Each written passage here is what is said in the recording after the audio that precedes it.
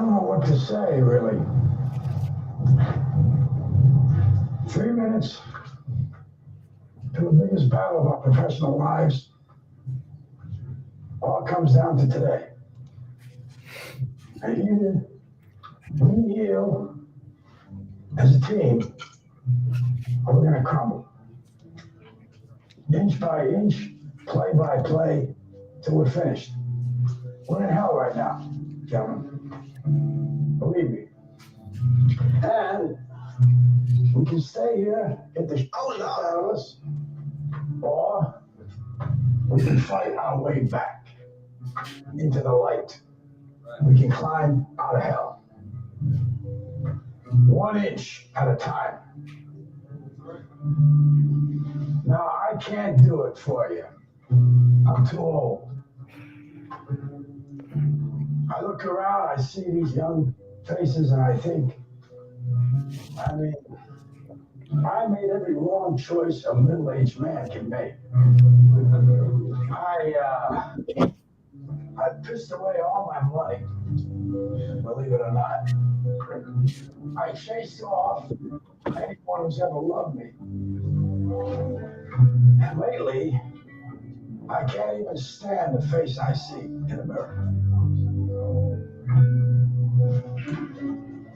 You know, when you get old in life, things get taken from you. I mean, that's part of life.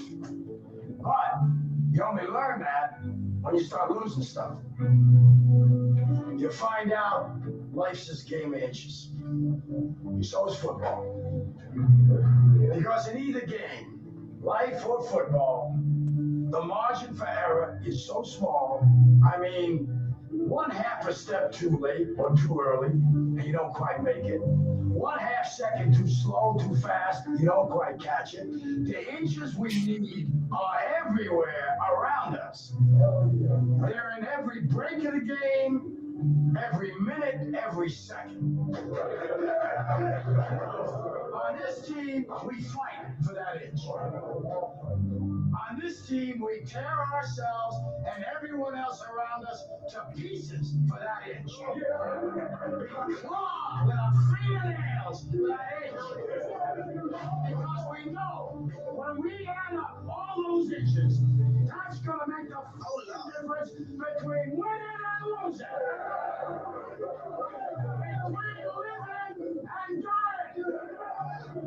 I'll tell you this, in any fight, it's the guy who's willing to die who's going to win that inch. And I know if I'm going to have any life anymore, it's because I'm still willing to fight and die for that inch.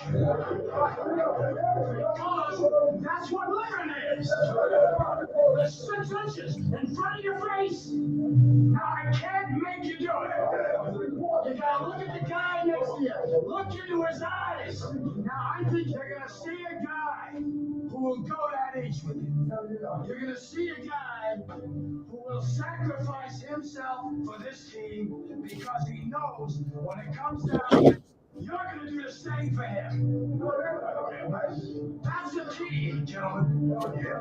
And either we heal now as a team, or we will die as individuals. That's football, guys. That's what it is. Now, what are you going to do? I do it again. Ain't worried about it. They slip. Dominated. You know it's sneak. My God, diamonds out of work. Pick up your face. Man, it's pain. Circle back to the bay. Hey. Late in the end with the grade. I say, get it out of like a fish. I say, get that. Try to holler, let me know. What's up, America? It is season 3, episode 14, Father plus Son plus Football podcast. And we're glad you joined us. We're glad you're with us, whether you're listening live or listening later. Share regardless of how you're listening. Ask your comments now or even post. We'll get to them. Ain't nothing to it but to do it. I am the Father. I am the Son. Uh-oh. We got to have a conversation about energy. Oh, we don't. Young man just got breaking news. That's where I need that. I need that old school current affair. Breaking news. And allow me, America. Allow me to help the young man along today's podcast with his emotion, because I think there's some perspectives that he is not old enough to consider on his own. So I want to bless him. I don't want to give him excuses, because we know what excuses are. Excuses are tools for the incompetent bills, monuments of nothing, big brother, sir. I'm just saying. I'm just saying. But we got some realities to consider. Seth, what's happening with you, man? What's going on in your heart right now? You know, I'm mixed emotions right now. I had a pretty good game on Friday. That was the first time without wearing my knee brace. Knee felt pretty good. Scored an 82-yard touchdown on the second offensive drive. So that was pretty good. But, still, my heart's devastated right now at the same time. Hold on a minute. Did you say devastated? I sure did. Okay, hold on. Considering what's going on in the world, considering young men your age are dying in the streets, devastated? Yeah. I get it. But devastated? My heart hurts. My heart hurts. Your heart hurts. Heart hurts. Real bad. Young man found out today. I'm gonna tell America. You tell them what you found out just seconds before we came on air live. I'm refreshing this screen, just hoping. By the looks of it, we did not make NCS. We did not. Yeah, no, ain't no by the looks of it. We didn't make NCS. We didn't make. You didn't. See, soon as you can see, here's the thing, son. Here's what will help you understand. You can never delay the truth, believing that somehow it's going to change. The truth is the truth. You ever heard in the court, they say, do you swear to tell the truth, the whole truth, and nothing but the truth? Yep. So help you God. Do you know what that suggests, son? Go ahead and tell me. The truth is the truth. And the reason why it's the truth is because it's not going to change. And you sitting here hoping that the truth you know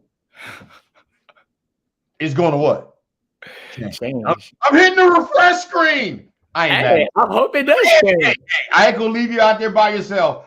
I probably hit the refresh screen about 4 or 5 times. I was hoping that they made a mistake. Like they clicked the wrong button. Like maybe they didn't quite, they put the wrong T. But the truth is they don't make those mistakes. NCS, North Coast Section, CIF, they don't make those mistakes. No 2-peat for me. Nope. But let me ask you a question. And this might be a hard question. Shoot.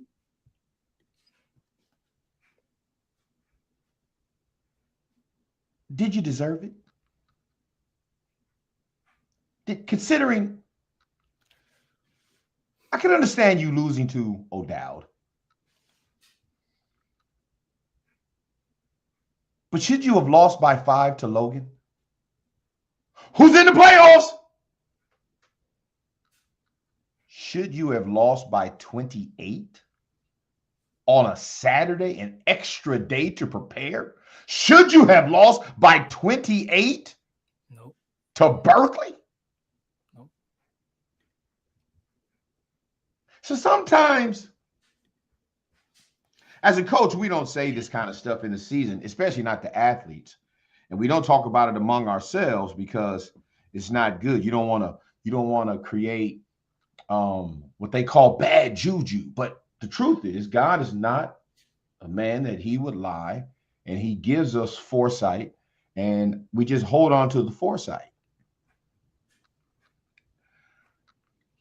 But when you guys lost to Berkeley by 28 points, you got to understand that was a game that you guys were never in that game. And it's at that time I knew as a coach, this is definitely not the same team. You guys scored 20 points in that game.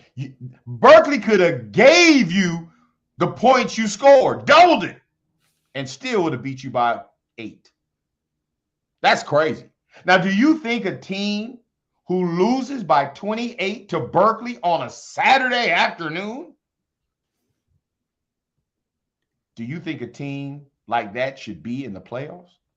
Now, if you went 5-5, 6-4, yeah, but when you lose to Berkeley by 28 and you go 4-6, and your 4th win is against a team who hasn't won a game in league all year, do you really think you should be considering what the playoffs are? What are the playoffs? In your opinion, son, what are the playoffs? I need to hear from you. Playoffs are the top best teams in that division.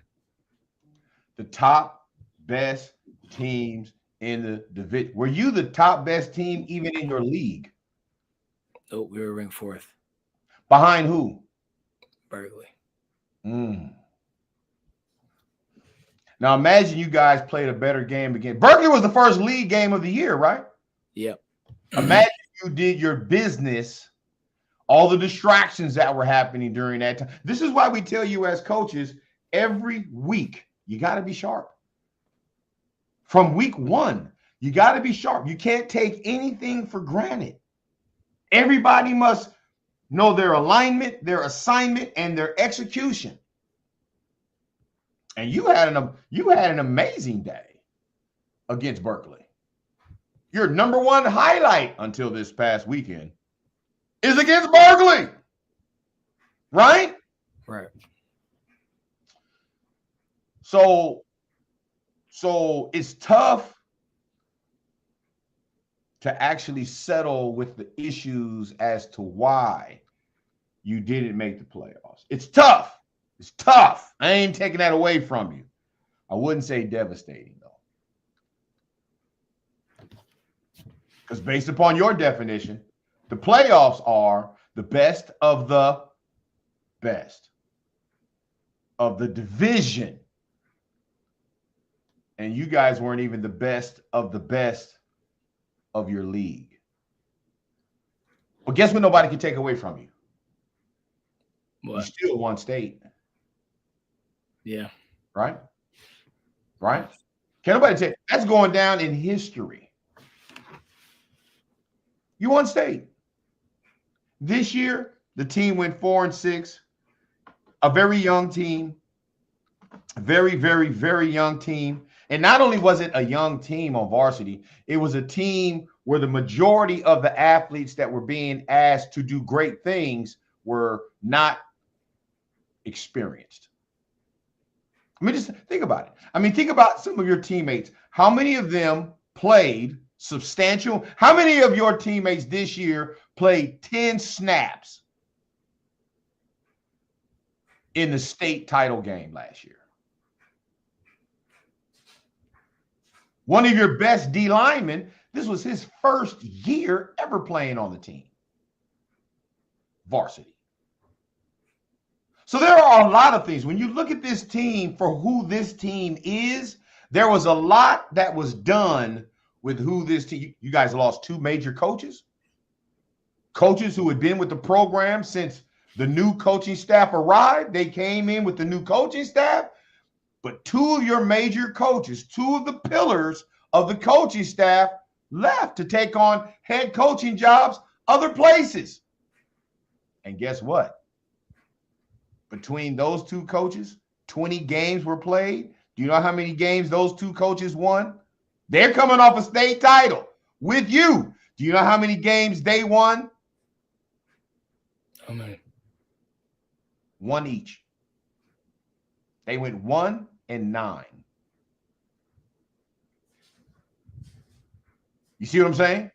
Mm-hmm. Think of it like this. Think of how many athletes started out with your school, right? Right. And for whatever reason, and I don't think any of the reasons were good. That's just my personal perspective. Think of the athletes who were on your football team your freshman and sophomore year who are now playing in other programs because they've left the school. You know, I call it the A.J. Carey rule.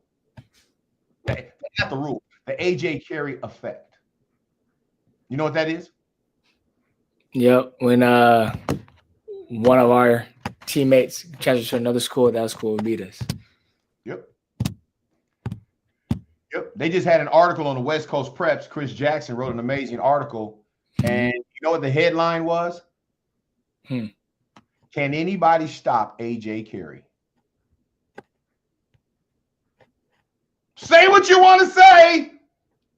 Sometimes young men mature later. And I got to watch that young man for the last 2 years as he transferred over to Livermore, right? And I got to see him during the offseason as he's playing receiver and DB and sometimes quarterback with West Coast Preps, right? And I started to see in his junior year, I started to see in his maturity really reach another level. And guess what? Now he's leading the Livermore Cowboys into the postseason, and they just won the EBAL championship for the first time in probably since the 1990-somethings. One athlete over here from over there can change a program. And you guys have an athlete now playing in Livermore. You got an athlete playing at James Logan. You got an athlete playing at Berkeley. All of those teams, we lost. It's just a part of it's just the nature of the sport. It's tough. But guess what it means for you right now? College football, here we come. That's what I'm talking about. Today, Seth Evans, today is the first day. Let me look at the camera.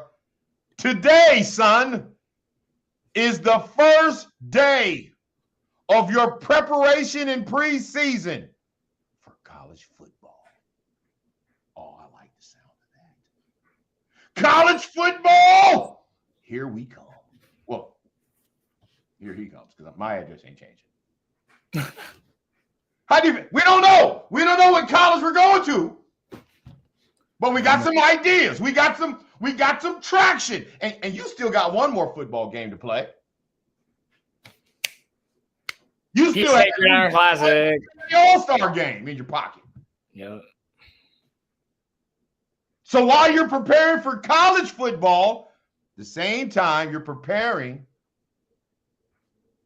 for the All-Star game in Georgia.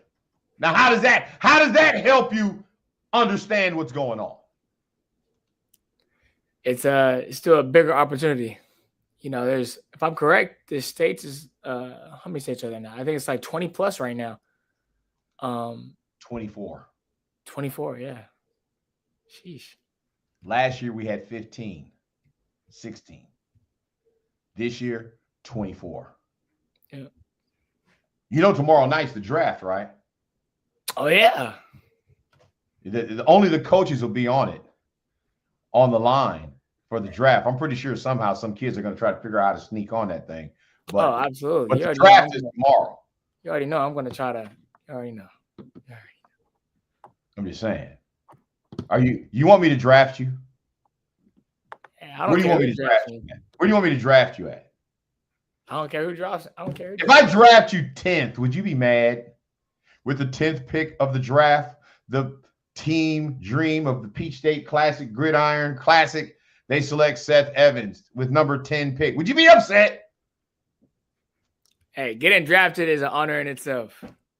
But I don't know. I might be kind of mad. I don't know. We'll see. Your dad picked me 10th. But I'm gonna be honest. If I like, I've noticed there's been kids that started following me, and they're kids who have committed to the Peach State Gridiron Classic. And I mean, if their kid is better than me, of course I wouldn't be mad that I'm picked 10th. They're better than me. Oh well. But you know. Well, 10th can't be bad when you're considering there's going to be about 53 kids on each team. True. 10th is still high. Yeah. That's still a first round draft pick. Or low, technically. Or what? Or low, technically. You know. No. I gotta make sure I secure. Well, here's the thing. What am I? If I was to draft you, what am I drafting you to do? Am I drafting you as a running back? Am I drafting you as a strong safety, a free safety? Both. I gotta draft. Why would I draft you both? Because it's me. It's you. Because it's me. Like Family Feud. Good answer. Yeah, I don't think so. You can only start. You're not starting on both sides of the ball. Okay, maybe not both sides of the ball, but you get a little. If we're up by And that's my rule for everybody. I'm not starting anybody on both sides of the ball. I'm drafting you where I'm drafting you, and the first half of the game, you're expected to play in the area you were drafted. I have a whole plan in place. Yeah, we gotta. All right, let's tell the people we're gonna be talking about. People can always support you, right? For me, Bitter Cut Money Sign, Bitter Cut Media. And don't start feeling sorry for him, America, and sending him more money than I can match. Oh, my heart. Don't start sending him money. Send more money because his heart is hurting because he didn't make the play. No, because I gotta match that money. I'm just saying. Match it, please. All right, let's tell the people what we're going to be talking about for the rest of the time. 2025 varsity football playoffs. We kind of just covered that. Yeah, we kind of covered that. Top 5 questions from me to you. Yep. Preparing for Tennyson Lancers. Varsity game film highlights. All right. Game day visit San Jose State University. Peach State Gridiron Classic. And then we'll have our JV player shout-outs. And then universal shout-outs. Yeah, don't forget to follow Seth on Instagram and follow Bitter Cup Media on Instagram. Seth, that Instagram handle is also his X handle. So you can always go to his X and check him out over there. A lot of things happen on his X that you might want to be a part of. But I know he does a lot of things on Instagram, which I don't know a whole lot about. So yeah. You owe me $1, by the way. I owe you $1 for what? Yeah, I have 50 cents in my Cash App, so you got to match that, man. You had 50 cents in your cash. Who gave you 50 cents? Somebody just gave you 50 cents in Cash App? I think it's left over from something. I don't know what. But No. There ain't no leftover. I cashed you out. If there's 50 cents in there, either somebody just sent you 50 cents and I'll double the 50 cent, but no, brother. No. You can double a $50. No. I did that already. Twice. I know. That's why I'm trying to slow the roll. Yeah. All right, top 5 questions, son to coach. All right. Number 1, how do you define success for your athletes beyond wins and track and field times? How do I define success? Yep. I define it based upon what did you do last time. Some people say stuff like, what have you done for me lately? No. I want to know, what have you done for yourself?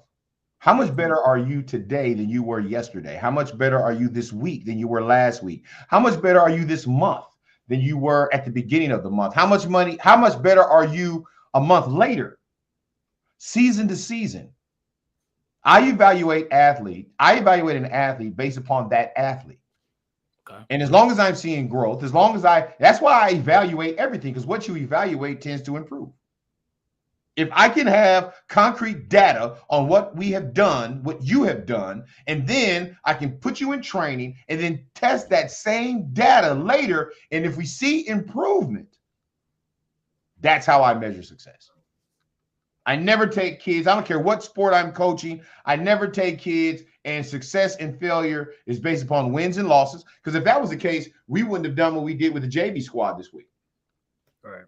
The JV squad this week, we told the ones, we said, look, you guys get to play the full first half, but the second half, we're putting that in the hands of the 2s and 3s. Right. And if the 2s and 3s can't hold the lead and we lose, then we just lose. But we would rather get the 2s and 3s, especially the 3s who haven't played a lot. We want to get them in there and play a lot, because you can't get better not playing. Right. But am I going to get the same effort out of a 3? Am I going to get the same result? I won't say same effort. I'm going to get the same effort out of a 3 that I'm going to get out of a 1. But I'm not going to get the same result because they're different people. They have different specialized skill. One kid can run, an 11 flat. My 3rd string kid is running probably a 12.5. So no, he's not going to have the breakaway speed, right? But that 12.5 will never be better if he doesn't get the experience. He has to be trusted. And that's where, especially at a JV level, it can't be about wins and losses. It's got to be about development. And then as you develop the athlete, as you see them going to the varsity program, now it's at the varsity program where we can talk about their success rate, because that should result into wins and losses. Back to your team. It's not that you guys didn't have good athletes. It's not that you didn't have great game plan. It's not that you didn't have the numbers. In the end, your team this year as a senior is young and inexperienced.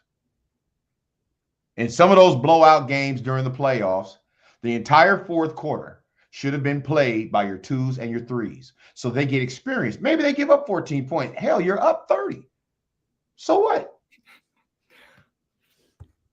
I guarantee you, hindsight being 2020, if you could give up the 4th quarter against Del Norte so that your backup could be better this year, would you do it? Yeah, I would. See what I'm saying? All right, your second question. Did I answer your question? Yeah. All right, second question. How do you balance pushing athletes to their limits while protecting their well-being? Their well-being is their job to protect. I'm going to bite them. And if I see them wilting under tough coaching, then I circle back later and pull them aside and give them motivation and strength. I don't ever bite an athlete, see them wilting, and then let them go on about themselves to figure it out. That's not smart coaching. That's not smart parenting. And so if I see a kid that I'm getting on him, now understand why I'm going to get on a kid. I'm only going to get on a kid that I developed. If I haven't given you the tools to be successful, I'm not going to tell you. And let me tell you what that means. Let me tell you what that means. A coach, there are 2 major types of coaches. You ready for this? Yep. There are coaches who tell you what to do. And then there are coaches who can tell you what to do and why with how to do. And what's the difference between these coaches? The coach that tells you what to do, I always call those coaches, they're like joysticking coaches. They might as well just put a controller on your back and they're trying to, press the arrow button and the circle button and trying to make you do stuff. And then when you don't do it, it's a game glitch. They get mad at the game because the game is glitching. Those are the worst coaches to be under. They can tell you what to do, but they don't know how to tell you how to do it. Right. Or the how that they're telling you to do it is flawed, so it'll never be done. Then there's the coach who is a developer coach. A developer coach can tell you what to do, why it needs to be done, and breaks it down so that you can know how to do it. Now, when you've done the the what, where, and how of coaching for an athlete, and you see that athlete growing in that direction, when they make a decision or perform below that expectation, an expectation they've already proved functional. Remember, we do not judge athletes based upon who they are next to the next athlete. We judge an athlete based upon what they have done, how they have grown, and if there's declining in their growth, that's when you get on them. But even once you get on them, if they are wilting under the pressure, because you understand, a lot of these football kids have never had an adult male that they've had to caring about who they are and what they do.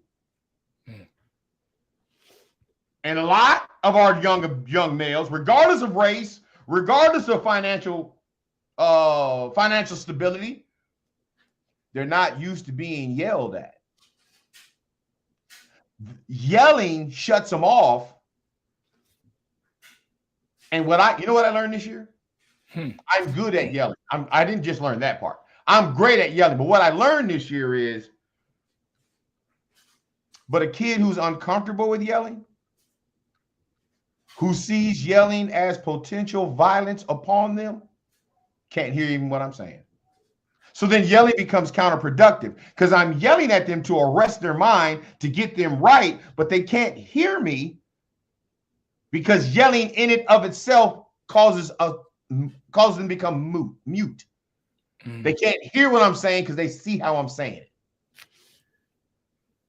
If you don't believe me, go back to the old Dowd game and look at the videos, the post-game interviews. In that game, I told my kids, I'm going to do something I've never done my entire coaching career. I am not going to yell one time. They were like, yeah, right. And do you know in that game, I did not yell one time? I was shocked myself. I know. You told me. But go back when the sideline reporters interviewed them, go back and listen to what every kid said when they realized that I didn't yell. It was eye-opening for me. It was eye-opening for me. So, yeah. Yeah. We got Jeremiah. We got Jeremiah Berries in the chat. What's up with you, fam? Just stopping by. That's what's up. He goes on to say, I feel like the coach that tells you what to do is a lazy coach. He is.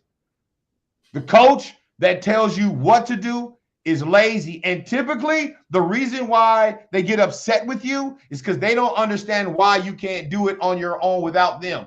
They know they can't tell you why. They just tell you what, but they don't understand the real X's and O's and all of the synergy and all the movements that it takes to make a play. They just don't have it. All right, question number 3. Question number 3. What kind of team culture do you intentionally create, and how do you reinforce it daily? I create a team culture that's based upon mutual respect, teammate to teammate. Meaning, I want you to care so much about your teammate that you're getting better for them. Straight up. I want the culture of a football program to be such that I am not playing for myself. I am training as hard as I can so that the man next to me, the other 10 players on the field with me, can all be successful. I do not want to be the weakest link. I do not want to be the reason why our team isn't doing things successfully. I refuse to be last. I refuse to quit. And we told our kids all season from August, nobody gets to quit. And we didn't have anybody quit. No kid in our team said, Coach, I just don't feel like doing it. It's not in my wheelhouse. I don't have a heart for it. Not one kid did that. Now, did all the kids make it to the finish line? No. But no kid quit. That's for sure. That's the culture. Once you put your hand on the plow, there's no looking back.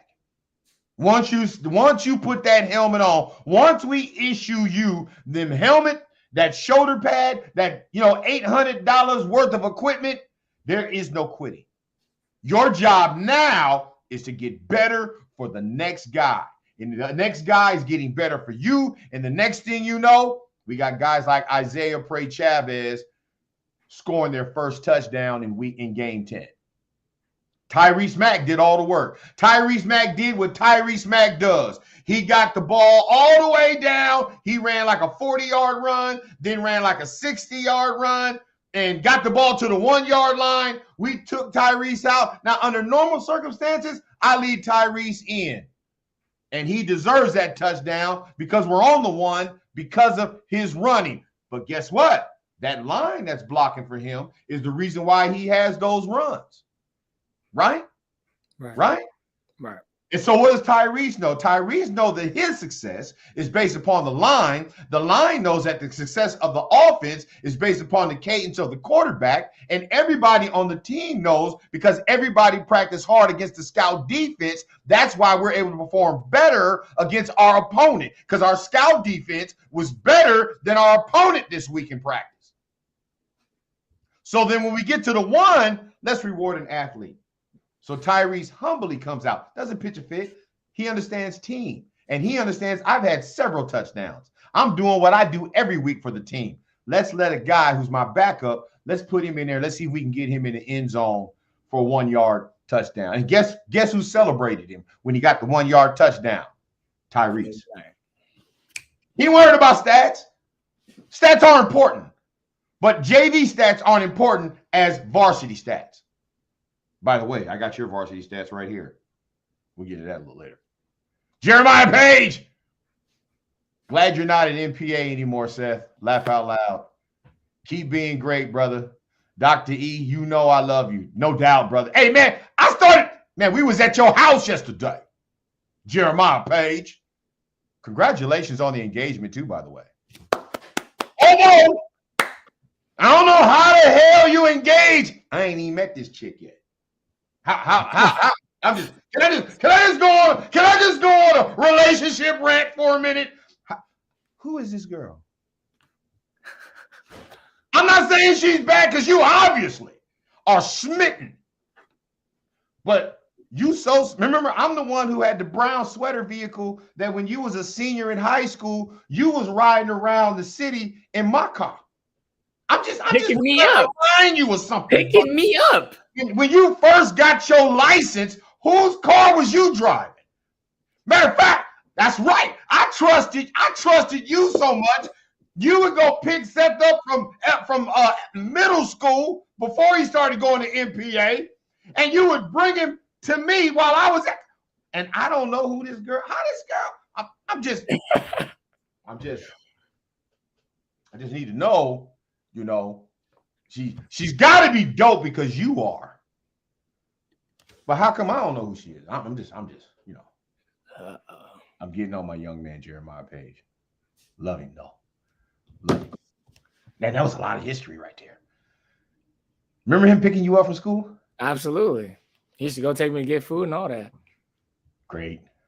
All right, let's go back. What's your we're on the fourth question? Yeah, something like Fourth that. question. What qualities do you think separate good athletes from great ones? What qualities separate good athletes from great athletes? I would say good athletes typically do what they're told, and they do whatever practice plan is set before them during practice. Great athletes do more than what they are told, and they practice beyond, or shall I say, they train beyond practice time. Plus, they eat right, they get their sleep, and they make sure that all personal relationships, I'm talking about great athletes, all personal relationships are under the authority of the greatness that they are seeking. And the great athletes eventually become elite. And that's where you want to be. A great athlete is good. A good athlete can be great, but the goal is to be elite, the best at what you do. So that when you go to the highest level, they know your name.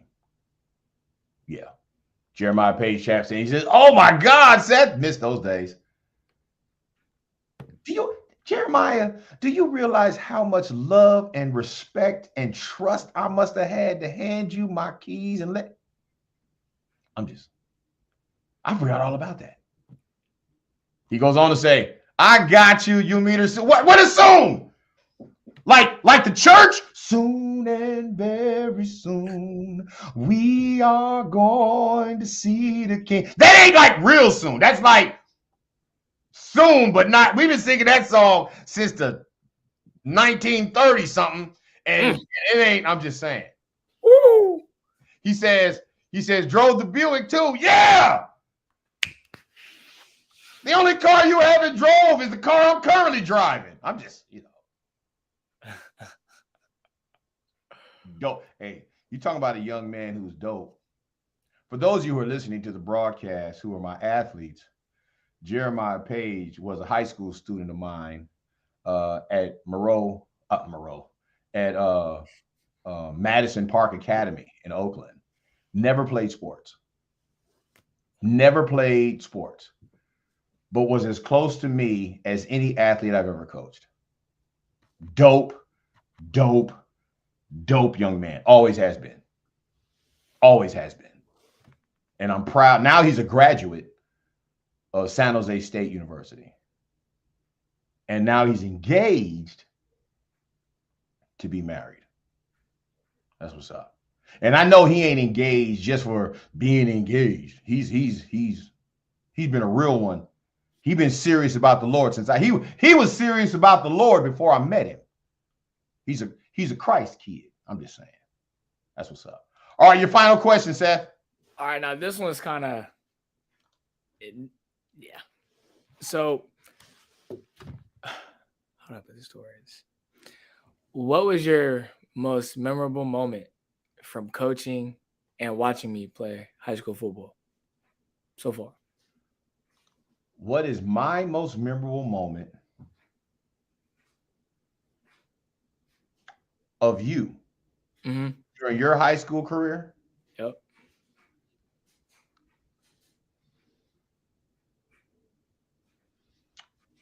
It has nothing to do with a game. You know what I will remember most about you and your high school football career? You never allowed pain to cause you not to practice. I've seen a lot of athletes on your team, as soon as they feel something a little adversity in their body, they don't practice. They're off on the sideline. They're on the bike. That has its place. But you never chose it. You were always practicing. Now, if you were forced to go to the sideline because, hey, this is an injury, which is different, but you never allowed pain, nor did you allow the toughness of conditioning to cause you to become so focused on pain that you had to get out of it. And I think that's why you did so well on the field, because you didn't fear, you understood pain and you did not fear injury, which allowed you to play to the fullest of your abilities. When I'm praying for you, I'll tell you this, America, when I'm praying for Seth before a game, one of the things that I say to the Lord is this: Lord, please give him access, complete access to all of the giftedness you have given him. Well, if you don't build that access, if you don't build that giftedness, if you don't practice that giftedness, it ain't gonna happen. There's nothing you did on the field this year that was like, oh my God, I didn't think you could do that. Everything you did on the field, we knew you could do. We seen it. We watched it. It was just a matter of, would he do it? Got it? So, man, you are. And I'll tell you something Coach Moore told me. Now, Coach Moore is as OG as they come. This man has coached men into the NFL. His nephew is the head of the NFL Players Association right now. and he trained him as a high school kid. Coach Moore told me on senior night, he says, Coach, he said, that son of yours, he's a special one. Now, there are other men who say that, but Moore knows what it is to build a special one. So when Coach Moore tells you, Coach, that boy you have there, he different. He's a special one. Oh, I take that to heart. I take that to heart. Because he not just saying it because he see other special players. He's saying it because he knows what it's like to make one. And then I'm just talking about his nephew. His daughter was dope. I'm just, and he coached her track and field. I'm just saying. So that is what it is. All right. How'd I do with your question? Did I do all right? Yep. All right. Hey man, what's going on with that hoodie you got on? What do you mean? I hate those hoodies. It was a gift. Let me tell you why. Let me tell you why I hate that hoodie. Every young man I see in public in that particular hoodie, that pattern, not necessarily those colors. I don't know if I've seen a green and a white one, but every young man I've seen with that particular hoodie on look like they doing something suspicious in the streets. I don't know if I can allow you to wear that outside because you just gonna look like a random mischievous young dude, and maybe they're not. But I'm just saying, every young man that I look and I see on the street that look like they doing something they ought not be doing, they wearing that hoodie, that pattern of hoodie. I don't like it. I don't like it. So you wear it in the house, you wear it on the broadcast, but you better not. You ain't got to take it off. Oh, I'm about to take it in the house. You can wear it outside. Do you understand why I'm saying that? I get it. You don't want me to get mixed up with anybody else. I got you. I don't want nobody to misidentify you. I got you. Just saying. It's the same as I tell you, you're in a car, you're not in a car with a hat on, you're not in a car with a hoodie on, the hoodie of the hoodie on. You don't want no mistaken identity, man. That's basic street stuff. I'm just saying.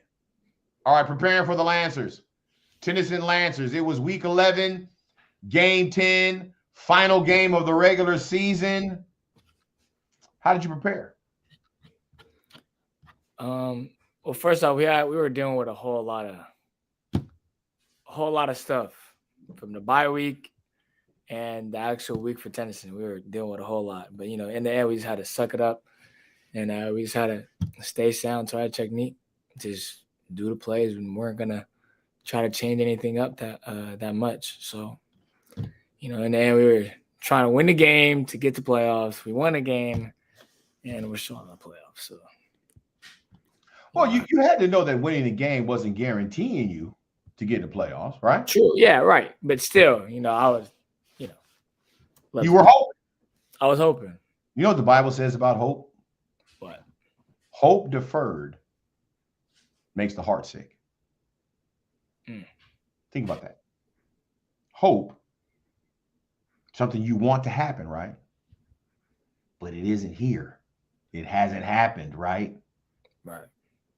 Hope deferred, hope pushed off. Hope says it's supposed to be here in 10 minutes. Now it's 15 minutes. It's still not here. Hope deferred makes the heart sick. And that's what you're going through right now. Ever since the bye week, you guys were like, we just got to win this game and we can make the playoffs. And I was sitting there saying, I don't know. 4-6. I don't know.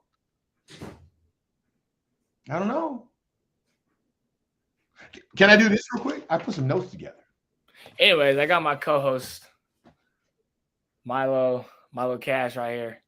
Milo, I can't see you because your name is covering him up. Good. So how many games did you play this year? All of them. 10. 10. Of those 10 games, right? Right. Talk to me now.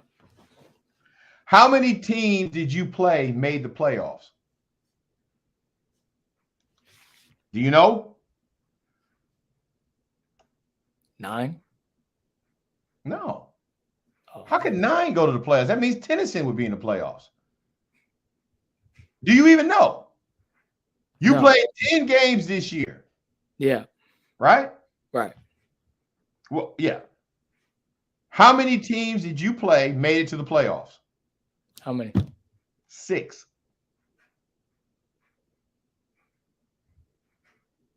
Of those 6, how many of them did you beat? How many? None? 1. Oh, 1. So of the teams that went to the playoffs on your own schedule, you would be 1-6. Crazy, ain't it? So let's talk divisions. So there are 7 divisions. Division 1, right? Division 1. You have a team that you played in Division 1, San Marin. Mm-hmm. You got an interception against Rolovich, right? But that was a game you guys could have won. You just didn't. I think you got, what was the score of that game?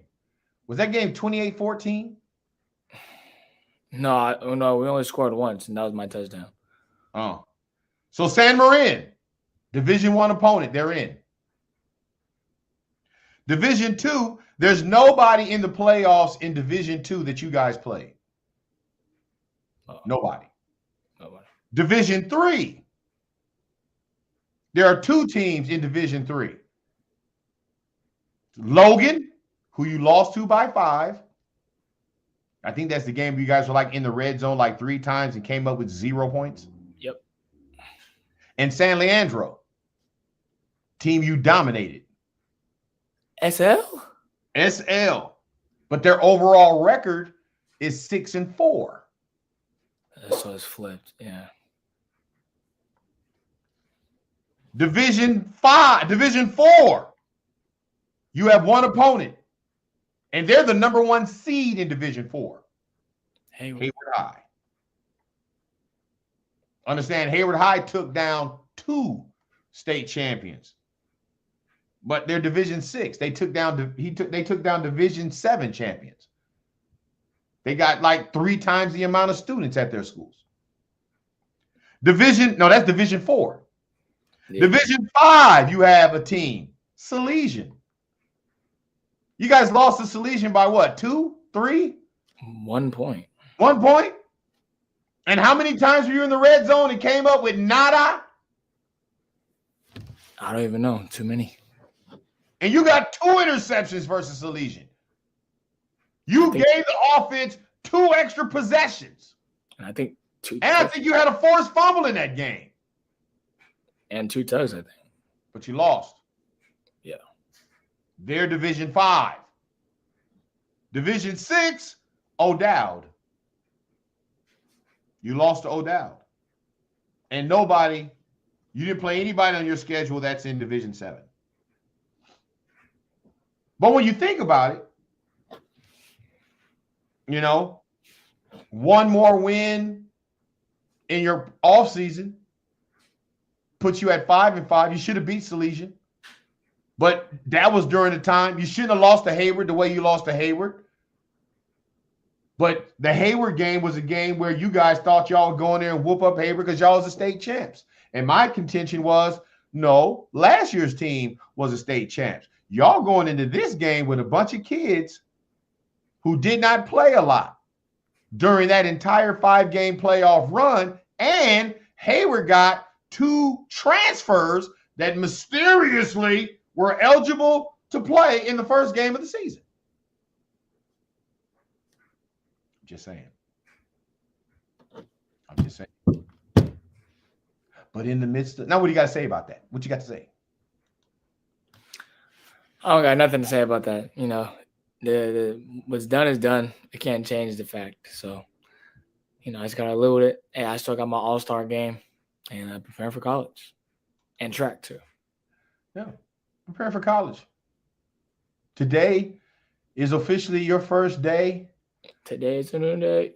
of off-season training for your first year of college. Yeah. All right, let's go into our We coming. highlights. How many highlights do we have today? Like 10. 10? Yeah, 10. Some of them were just routine. Not the ones that are on here, though. But all right, what number are we going to first? 16. 16?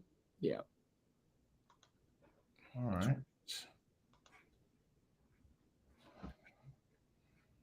All right, so this one is just driving the pile by myself. I think Caden's there helping, trying to help out a little bit.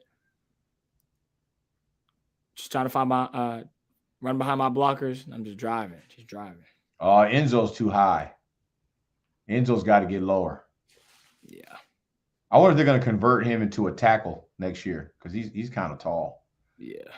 Dude, that's a lot of guys you're carrying. Who's in there helping you do that? Caden's in there. That's just you and Caden. Yep. Caden's helping push the pile. Now, who's that? Lance? Lance. It's like Lance jumps in there to help push the pile. But man, you are moving that pile, man. Let's see. That's 1, 2, 3, 4, 5, 6, 7, 8 guys. Yeah. And how many yards did you get on that? See, the ball's on the 20. That's 5, 6, 7 yards. Good job. Good job. What's next? 49. 49. Okay, let's go back here.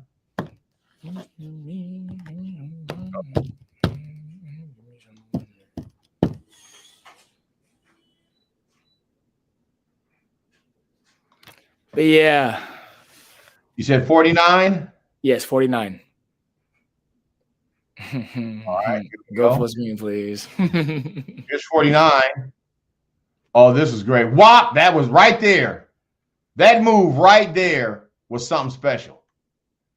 They had to know this play was coming. Is that Lance on the end over here? Is that Lance? That's Lance. Oh, he got in the inside. Lance was able to keep him inside, but you had to make a move because he had you. And then you got outside of him. That's their number 1 player, number 3. Right here, playing linebacker. Right? Oh, that's 7.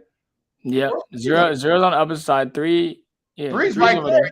He's playing safety. Oh, you just run right past him. That's the number 1 player on their squad. Look at that. You are already, and this is an 80-yard touchdown, 82, 80-yard. I think it's 80. Something like that. Yeah, 80.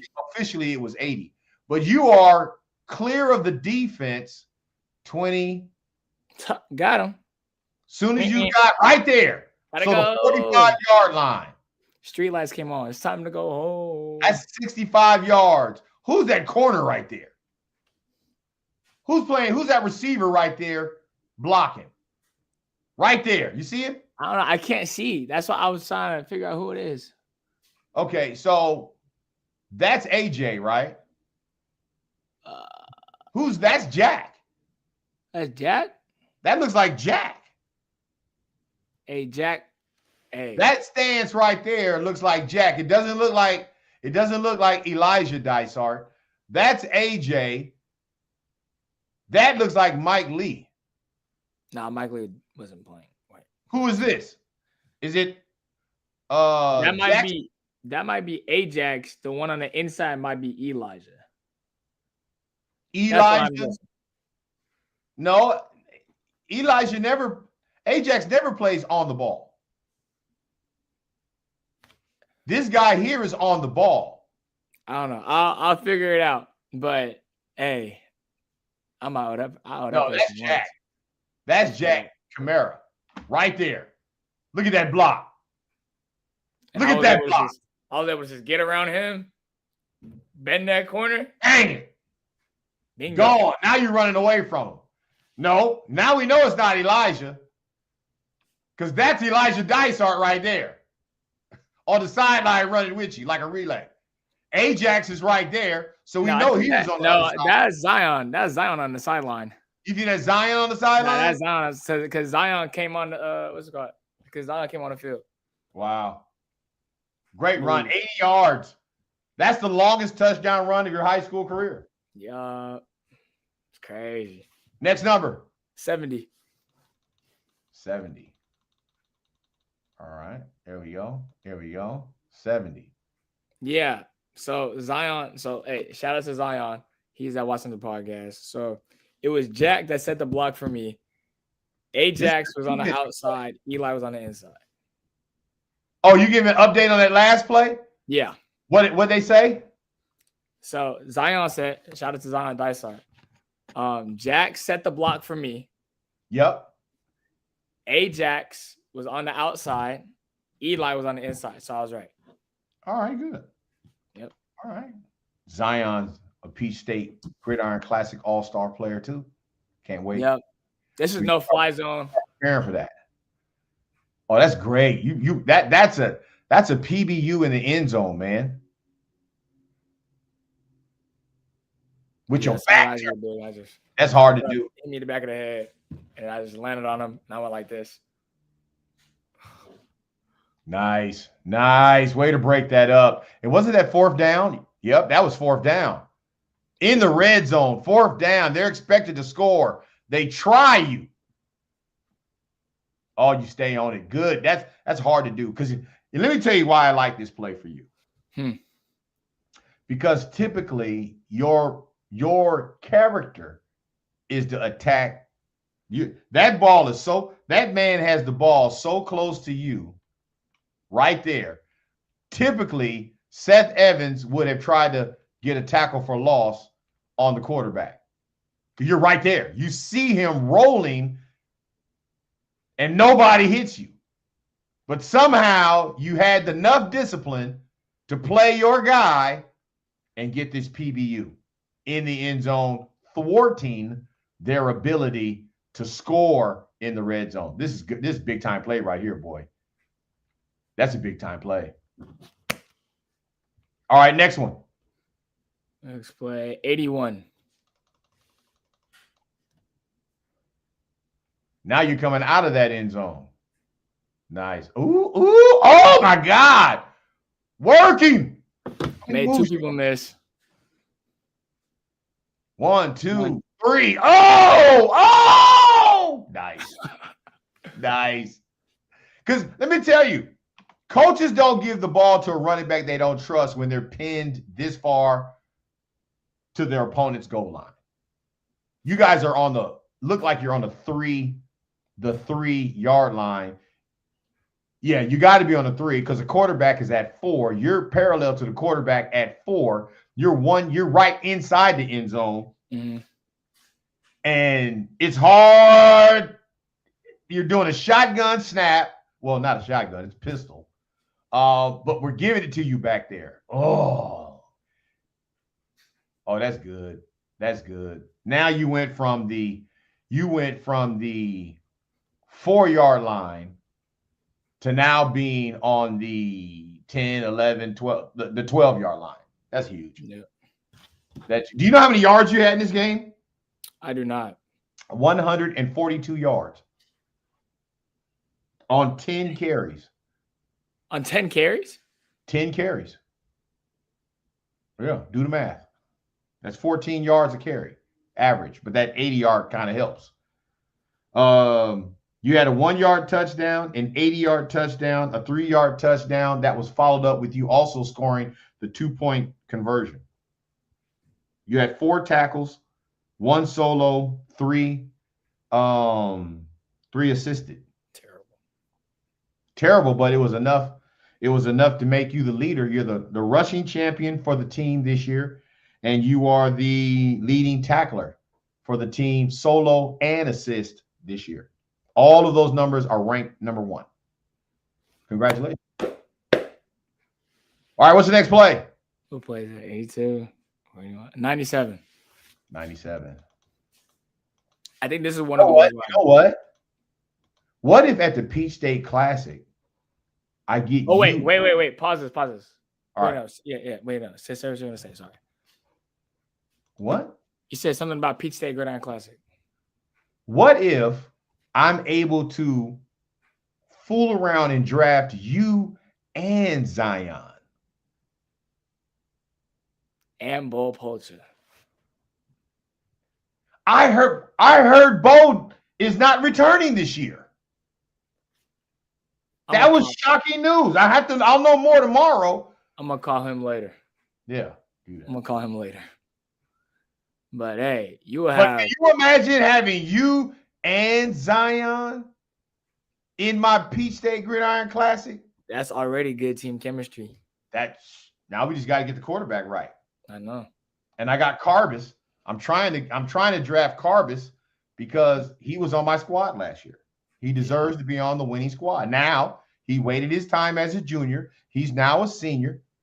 His season's over. He deserves to have a chance at winning, being the championship, all-star championship quarterback starter. He has a shot. We're going to get him ready. But yeah, so this one, this is making a play out of nothing. You can see right here, the handoff gets messed up. Keep going, drive. Keep pulling, keep pushing. Oh, that's nice.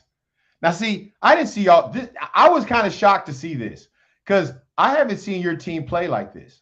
Me either. I didn't know. I was like, I'm in the middle. Oh, yeah, he had you dead to right. I'm like, wait, what's going on? He had you 5 yards in the backfield. The ball is on the 35. He's got hands on you at the 41. You can't teach that.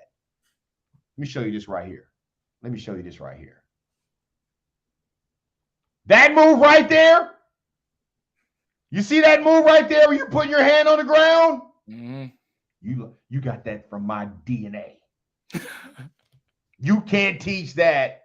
That's got to just be who you are. Yeah. Look at this. Hand down, accelerate out, run through some guys. We're still running through them. Now you got some backups. This was first and 10. We've already crossed the 10. We're now 15 yards, 16, 17 yards. Yeah. Look at Talpa. Let out the roar. I'm like, woo! Look at him let out the roar. Now watch this. Can I hit you with my best shot? This one play is not at all how you guys played against Berkeley. Nope. Imagine if you guys could have been playing like this against Berkeley. You don't lose that game. 126. You just don't. I love it. You know, play that one more time. One more time? Play one more time. One more time for the one more time? Yeah. Nice. Oh, he had you. 41-yard line, and then you break out of it. Now you're just dragging people. This is them power cleans. What did you get your top clean to this year? 280. 280? Yeah, the reason why I asked is because I've been noticing a lot of college athletes posting their cleans. They're like, I'm cleaning 235. I'm like, I know a kid in high school doing close to 300. I'm just saying. Look at Zion Dysart. He ain't just running up. He's pushing the pile. Let's go. That's my boy. Good stuff. You got to love Caden Sewell because Caden Sewell's like the first one to jump in it, and he did it earlier. Look at Caden. He's just going to jump in there. Good stuff. Now it becomes something where everybody's getting involved. That's what teams got to build on that. Oh, hold on. Rewind it just a little bit. You're going to see Enzo hit like a little dance. Yeah. Enzo's going to give you a little sugar, too. Watch Enzo right there, number 74. Yep. Go ahead, Enzo. Let it out, Enzo. Yes, sir. Yes, sir. Enzo Bawalabi. I love that boy. I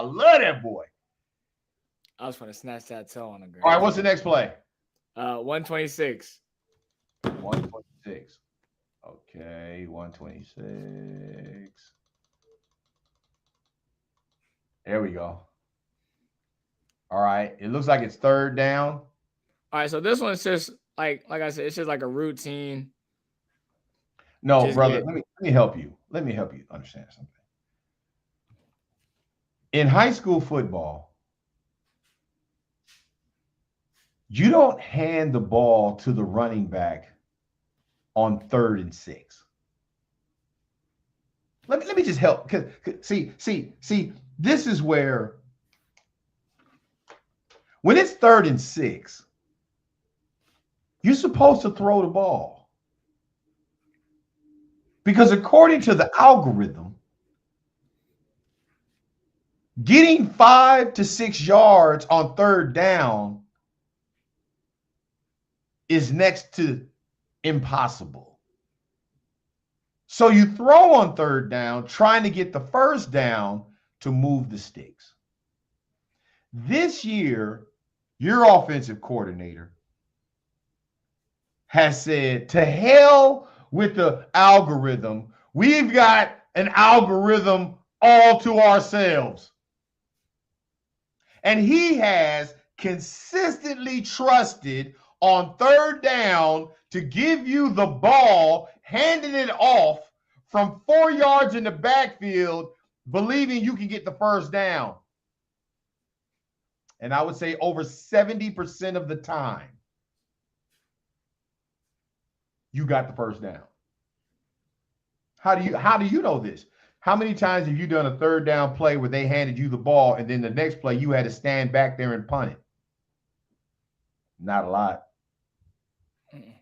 I didn't punt this game at all, actually. You didn't have one punt at all. So you got to understand, when it's third down and your coach gives you the ball and then there's no punting, that says a lot about your ability and the specialness that you bring to the table. So I know you're saying a routine play. It's routine for you, but it is not routine to football. You're not supposed to just run 6 yards and you got 10 yards on this run. This is not, they're in the box. Look at the box. It's loaded. You run past the dude, good blocking, cut past the guy, run through the middle of two dudes, drag another guy. Go to the next play. Next play is right here. Same exact play.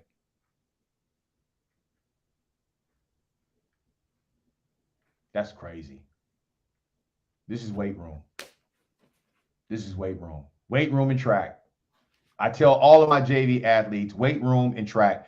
If they're watching you, if they're listening right now, this is what off-season weight room and what in-season track and field in the spring, this is what it'll do to your play.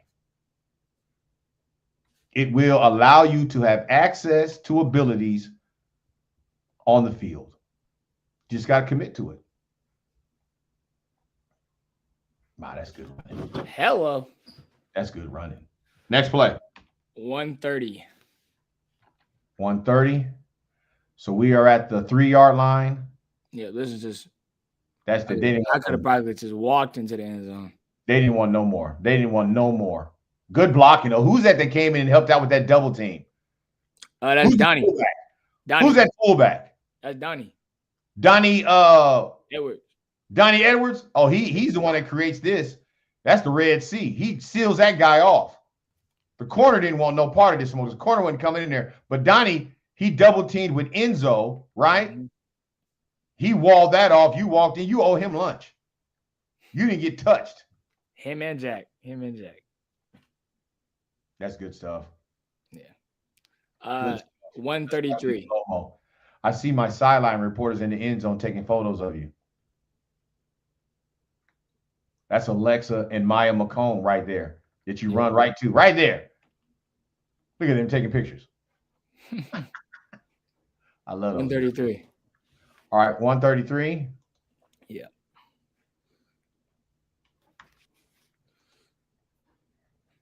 All right, 133 right here. So this is a 1-yard touchdown, I believe. Yeah.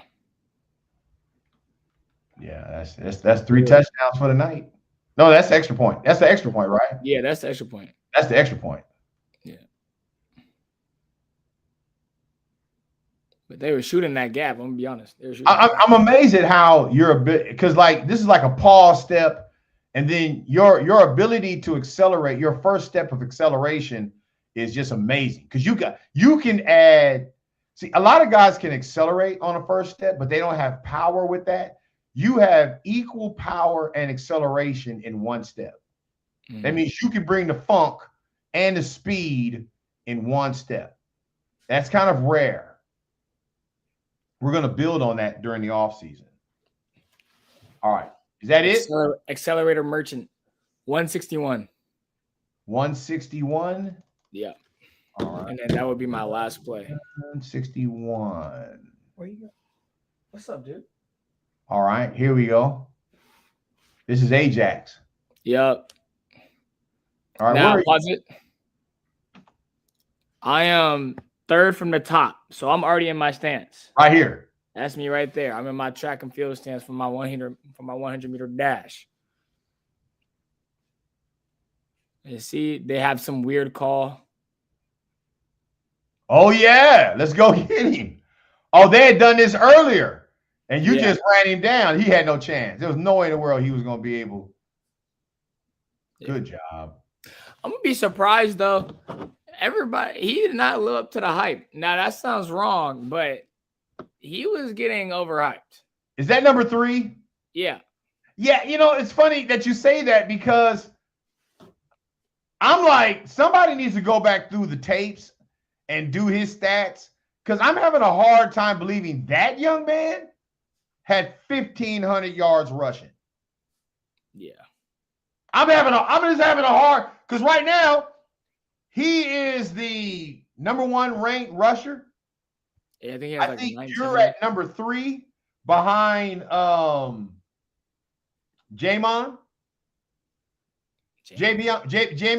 Bradley at San Leandro. Jamion. You and Jamion are real close. But I think you was gonna have to get 200 something yards, and he was gonna have to get 0 yards for you to overtake him at second.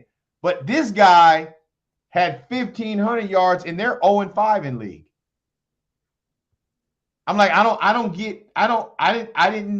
knew he was dangerous on paper, but he wasn't dangerous on the field. Nah. He wasn't dangerous on the field at all. He was not that guy on the field. He just wasn't. Again, you're listening to Father Plus Son Plus Football Podcast. We just finished going over the Week 11, Game 10 Tennyson Lancers highlights of Seth QUYN Evans. Again, make sure y'all follow him. Let me drop that real quick. Follow him on Twitter.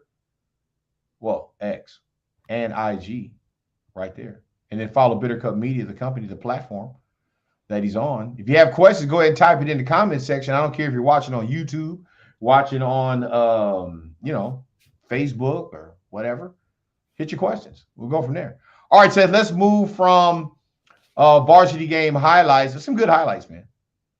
Now we gotta get the final regular season highlight tape done.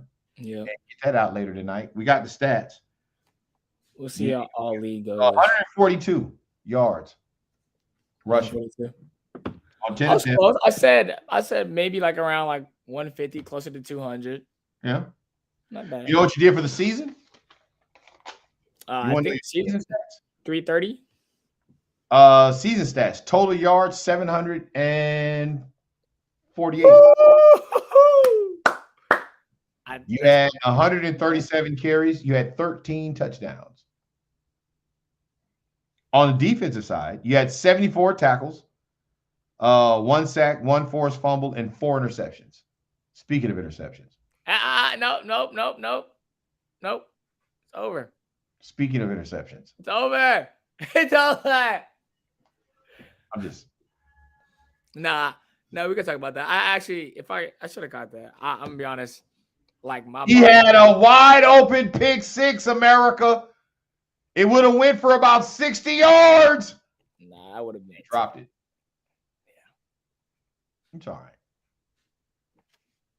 Nah, I'm not worried about it. If you'd have known that was going to be your last game of the season, I guarantee you wouldn't have dropped it. Nah. I'm just saying. All right, let's go to here. Game day visit San Jose State University. Talk to the people. What happened yesterday?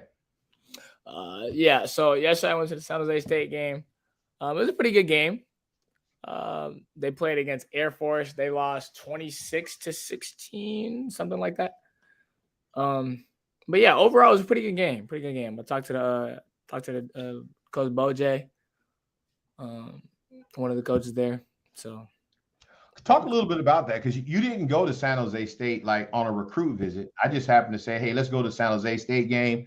They only got 2 home games left. We're going to be out of town when they do their home game on Thanksgiving. Right. And, you know, I said, let's buy tickets to go. Tickets I bought were great. Oh my gosh. I did not know those tickets were going to be as good as they were.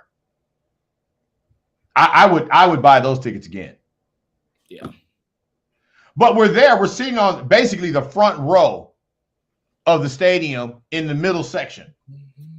We are literally at about what, the 40, 45 yard line in the first row.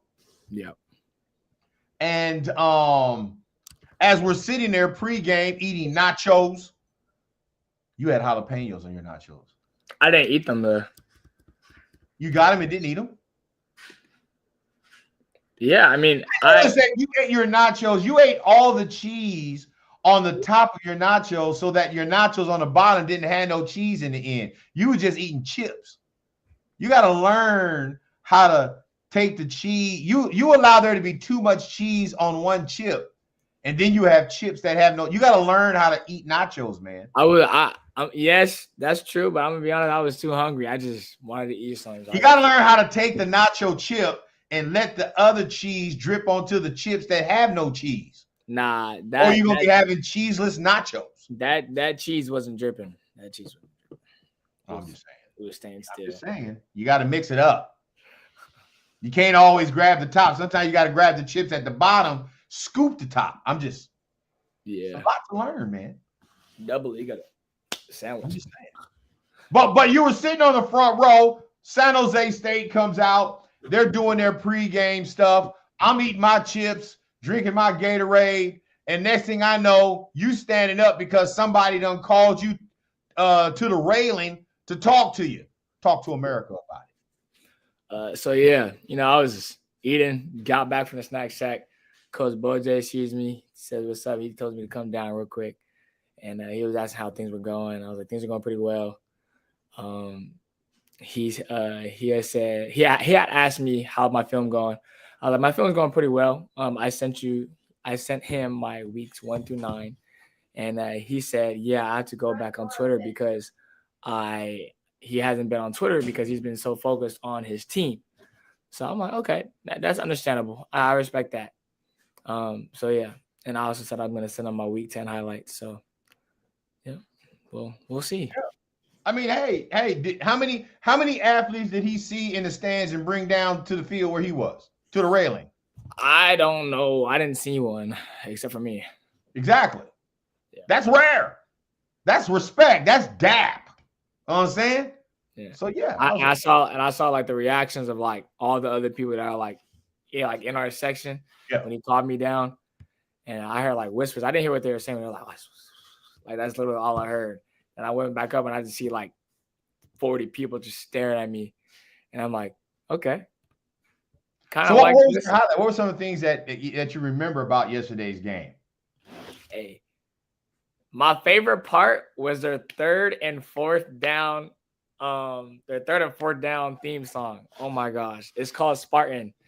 I had to use Shazam to find it out, but it's literally just called Spartan. Like da da da. There was that. There was when they scored a touchdown, they started flickering the lights. That was pretty cool. Oh yeah. It got dark. It started flickering around. Yeah, it's kind of dope. And then last part, which I probably shouldn't have sent a podcast, but I'm gonna just say just because it was when we were sitting there, and I think it was halftime. No, not halftime. Maybe like third or fourth quarter. And the cheerleaders started running up, they're like right in front of us. Like there's like a little walkway. They're like right in front of us. That was pretty cool. The cheerleaders? Did you really? Hey, I'm being honest. Hey. The highlight was the cheerleaders running right. They were cute girls. Yeah. Yeah. I saw a couple of them looking at you. Hello. You know who I saw looking at you? I don't know who those girls were in the group that were being recruited for some sport there. Oh, gymnastics. Oh, that was gymnastics? Those were gymnastics girls? Yeah. How do you know? Because gymnastics. Oh, I didn't see any of that. Yeah. I know that they were looking at you like, I wonder who he is. Hello. Crazy. We saw the Bruz. The Bruz was having Yeah. I couldn't get over there. I didn't know how to get over there. I told you. Well, like as soon as we walked through the gate, there was a walkway. Yeah, but that sent me all the way like I was going back to the parking lot. I wasn't going to do that. Yeah, well, they were along the gate, so it kind of makes sense. But I was looking for them in the stadium. Oh. I didn't see the Bruz in the stadium. I wanted to see them. I was like, what am I going to do if they throw an atomic dog and I see the Bruz on the field setting out hops? I'm like, I'm jumping this fence. Oh, absolutely. I'm going out there and set it out with the Bruz. I'm just, that's all. I didn't have no nail on. I ain't even had the colors on. I didn't know. I would have hopped in there too. Don't get beat up. Don't get beat up. Like the boy, why is his daddy beating him up? Because he's. Speaking of, you remember Jarrett Williams? He's a hurdler. Remember you trained with him? I had him. His father's a bruh. His father's one of the bruhs out of Phi Lambda in Fullerton.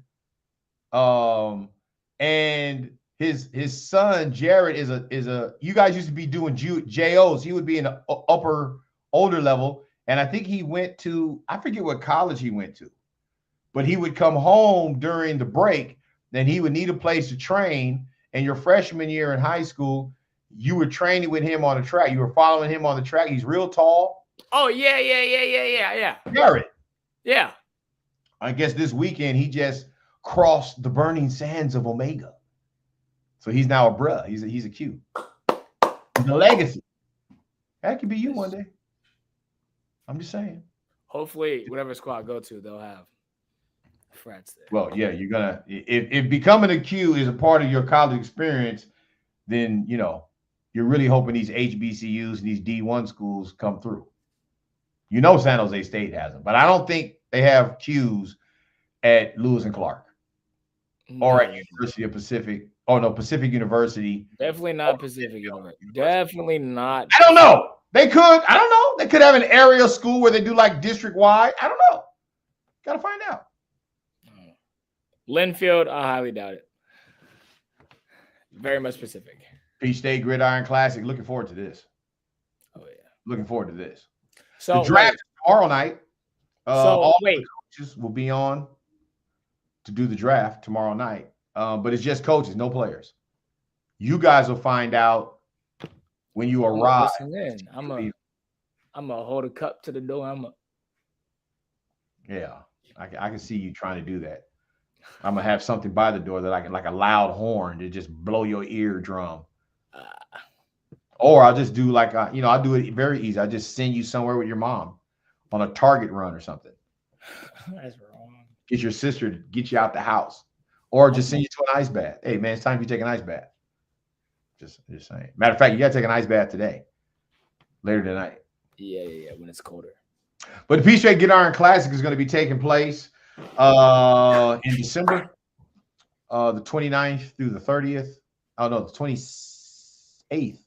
We will have me, Zion Dysart, and Jerron Price. Jerron Price. Those are the three athletes out of Moreau Catholic who have been invited to represent their state. And, I think it's going to be an awesome time. Like I said, if I can get you and Zion, if I can draft both of you, I'm gonna try to draft both. If I can get Jerron, him too, because it's hard to find tight ends. I'm just saying it's hard. And he would know. Punting. That's all me. No, you're not punting. We got guys that are punters. I'm punting. No, you're not. I'm punting. You are not. You might be on punt return, but you're not punting. I'm punting. You're not punting. I'm doing, I'm doing punt. You understand, your father is a head coach. You're limited in what you can do because your father's a head coach. I'm sorry. Now, if you want all those, that depends on if I'm on if you draft me. If I draft, Coach Ken Whitehead, like first round pick. Oh, if he does that, that would be so cold blooded. It would be so right. Break you up. That would be the right thing to do. But I don't think he'll do that. Coach Ken Whitehead, if you're listening, got some very nice jerseys. Who knows? I don't know. That's my biggest concern. My biggest concern is everybody's going to want to be drafted by teamwork because their jersey is dope. Their jerseys are nice. Their jersey's dope. I was looking at them the other day. I think Wednesday.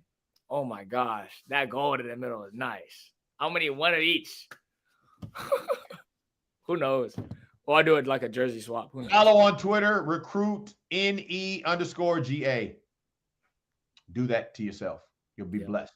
All right, JV player shout outs. My JV team did something that has not been done at the school since 2020. They went 5-5, right? That's a winning record, even. But one thing that they've done that also hasn't been done since 2019 is they scored every game. They were not shut out one time. Yeah, not shut out. We definitely got shut out. Priam Dave, my quarterback, my third string quarterback, who's starting the last 7 games. He went into the game needing 200 and something yards. I forget what he needed. I think he needed like 265 yards to reach 1,000 yards passing. And he had a touchdown pass of 80 yards, and he had a completion of 65 yards. Somebody got ran down. No, I saw that. He posted on the story. Somebody got ran down. I told boys, you got to run track. Terrible. He's quick, but he's not fast. Yeah. And there's one thing we can do to make him faster. You know what it is? Talk to me. What I'll be doing with you, putting you on the heels. His stride is not, he's got to get a better stride. He's quick. I mean, he can pick him up and put him down, but he's not covering a lot of ground. We need heels for that. So I'm on the hunt for heels. Isaiah Chavez-Prey had his first touchdown. That was dope. He's my running back, number 24, beast mode. Brooklyn Walker, the smallest player on the team. Little Brooklyn. That's my little dude. He got a reception, and, man, we were one block away from Booker scoring a touchdown. No. The whole team was rooting for Brooklyn to score a touchdown, and we got within one block of him scoring a touchdown. But he caught the ball. He caught it. Hey, there we go. Did you see Donnie White, the third? I saw his run. So I put him on a motion and then ran him back on a counter play. Mm-hmm. Donnie White might be a running back. The way in which he read the blocks and was running up the field,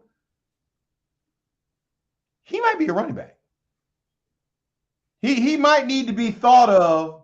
Now, the problem is he's going into his junior year, and I don't see him as a running back on varsity. He would have to spend a year on JV developing as a running back. But when I saw that run on Friday, number one, I never seen him run that fast. Me either. I was getting taped. He was reading his, and he was one cut away from running a touchdown. And that would have been like 80, 85 yards. Yeah. I got my picture with Diego. Yeah.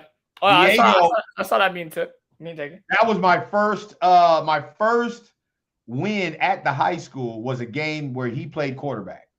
Yep. My first year. And so I got a picture with him. Now he's on varsity. Now I got to put both pictures up together because he is way taller now. Before he looked like a little dwarf standing next to me. Now he's looking me dead in the eye. That's what's up. All right. Any other thoughts from you? For me, I would say, overall, JVs, you guys had a pretty great season. I wish varsity pulled through to get you guys a better experience, but Did you know Josiah Knight had 2 touchdowns? I didn't know that. Good job, JoJo. He had a kickoff return touchdown for about probably 75 yards. And he had a scoop and score fumble. Scoop and score fumble for about 15 yards. Okay. Yeah. And then Corey was Corey. Corey had a kickoff return touchdown for about 70, 80 yards. And then he had an 80-yard reception for touchdown. I saw that one. Yeah. That was beautiful. I set that play up so nice. The way I set that play up was so nice. I knew that when I called it, I knew it was going to be a touchdown. I'm just saying. That's what's up. What are the JV shout-outs? Who else I want to give a shout-out? Oh, my line. My guys on the line. You got to go check out their videos. For those of you who go to Moreau Football on X, and we have a lot of sideline interviews post-game. We talk to, you do not believe me, America. I know what they're going to ask. What the heck is a maggot locker? My bad. I'm just saying. My bad. Maya McComb, who is part of homecoming royalty at Moreau, she is better known as a sideline reporter. She's dope. Her and Alexa Edwards, they were holding it down for the team. Trayvana Bradley and McKenna Harvey. McKenna Harvey was celebrating her birthday. I think she just turned 17. Yeah, something like that. And but Alexa Edwards and Maya McComb was holding it down. And they do an extraordinary job. And they asked what was the memorable moment. And two of my linemen talked about this maggot locker. I was like, oh, my God.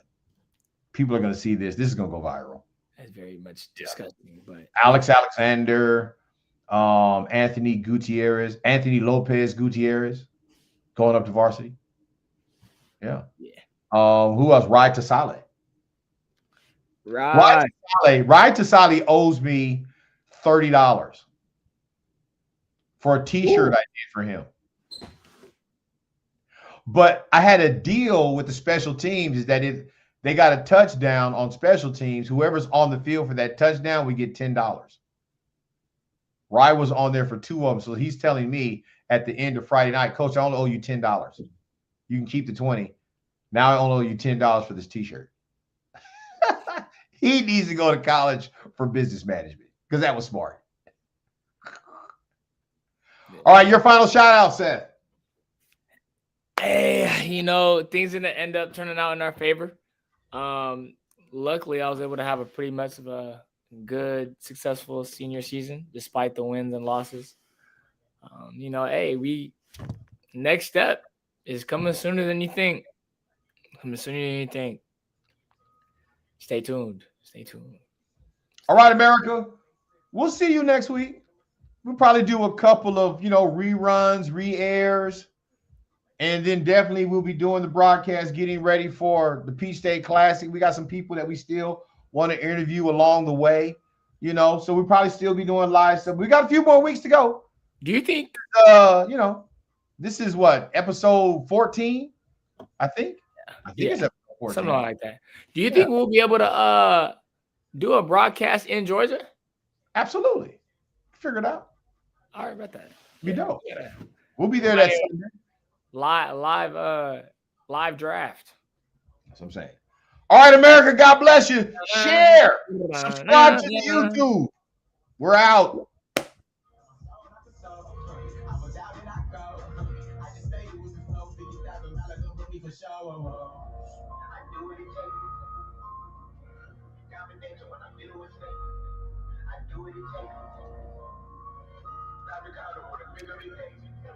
I do what it takes.